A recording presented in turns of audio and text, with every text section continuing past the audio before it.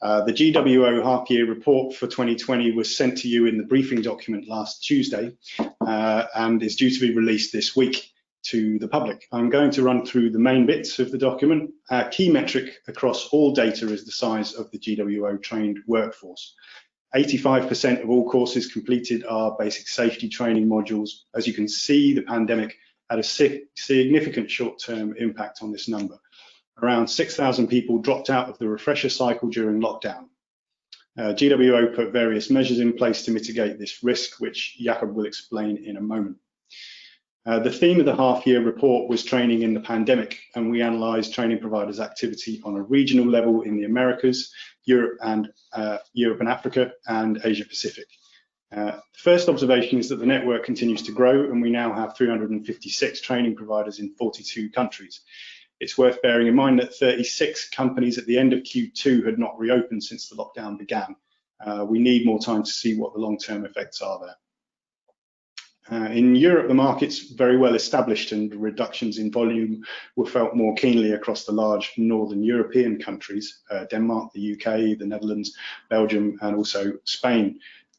Germany and Poland fared better, the latter in particular maintaining quite high volumes of training even at the height of lockdown.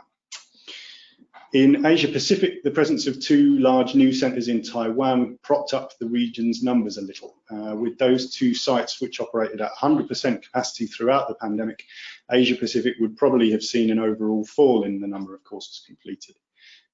India had for the past 2 years shown rapid growth, but with only one provider in the regional top 10 during the first half of 2020, this country dropped by 32%.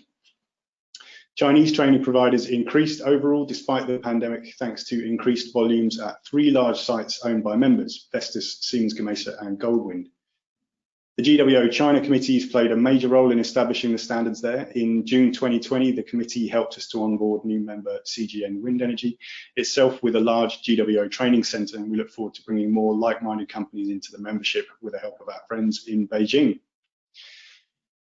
GWO training in the Americas has had a strong first half. Brazil and the United States continue to grow quickly, with new sites contributing to the overall growth in courses completed.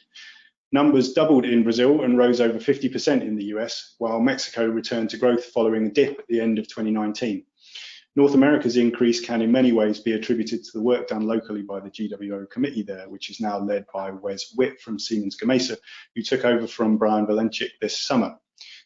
Like the China committee, GWO North America has prioritised increasing the size of the network, encouraging more certification bodies to serve the market, and has instigated several discussions with potential new GWO members.